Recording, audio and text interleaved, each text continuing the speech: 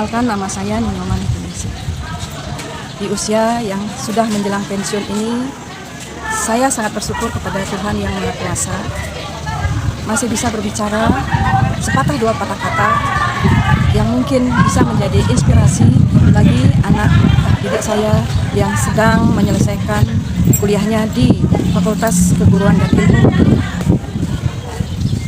Dalam hal ini kita harus mengikuti motivasi hidup, yaitu hidup harus terus belajar karena hidup sudah memberikan pelajaran. Dalam hal lain, saya sebagai guru tetap memberikan motivasi kepada anak-anak, terutama adalah bagaimana mengajari anak-anak agar mau belajar terus, agar mau berdisiplin. Maka saya harus mengajari diri saya dulu untuk berdisiplin, karena bagi seorang guru keteladanan itu penting. Kita tidak hanya memberikan anak-anak perintah, kita tidak harus menyuruh anak-anak, tapi kita harus menekankan pada diri kita sendiri. Tanpa kita suruh, maka anak-anak akan mau mengikuti kita jika kita bisa menjadi teladan. Kita teladani dulu untuk diri kita sendiri.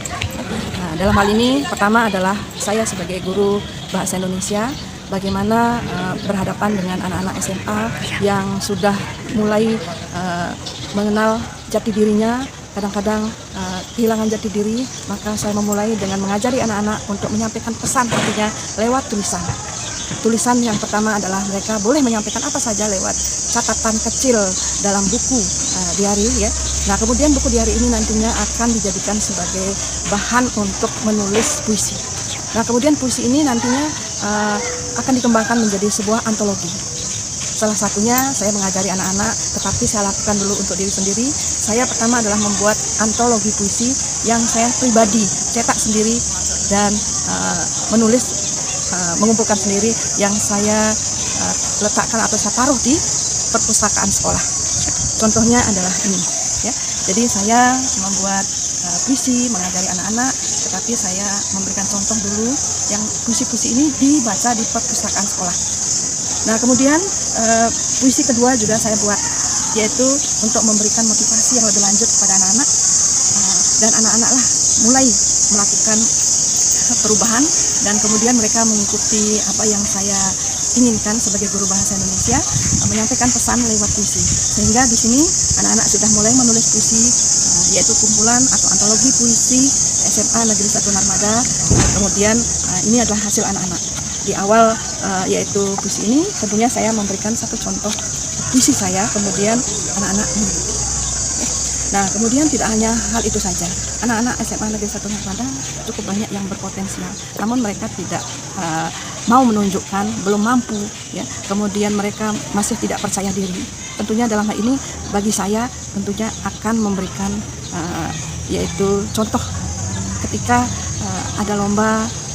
Kita menganjurkan anak-anak untuk mengikuti lomba, namun kita sendiri tidak melakukan hal itu, juga sulit bagi kita untuk menggerakkan anak-anak untuk mengikuti. Akhirnya pada tahun 2013 saya mengikuti lomba guru kreatif dan inovatif. Kemudian walaupun masuk 10 besar bagi saya tidak masalah. Nah, kemudian tahun 2014 saya mengikuti lomba inovatif atau karya ilmiah, ya, dalam rangka Hari Guru, ya, PGRI.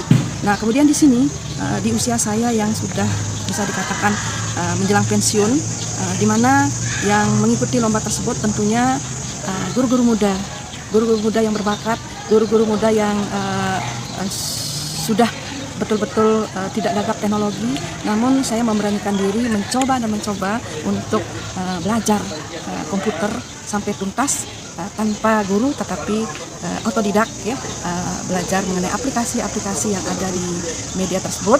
Nah, kemudian saya berhasil menjadi juara 3, yaitu menggunakan aplikasi atau yaitu Edmodo, yaitu dengan judul yaitu sebuah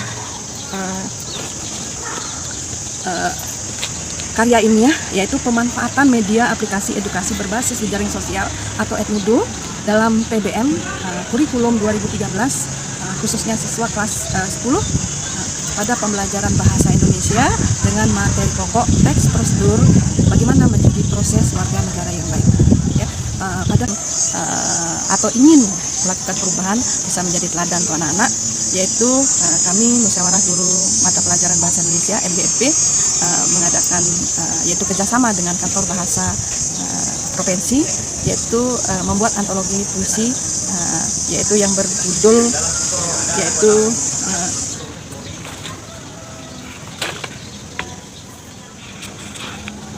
Rakit Bait-Bait, ya. Jadi Rakit Bait-Bait.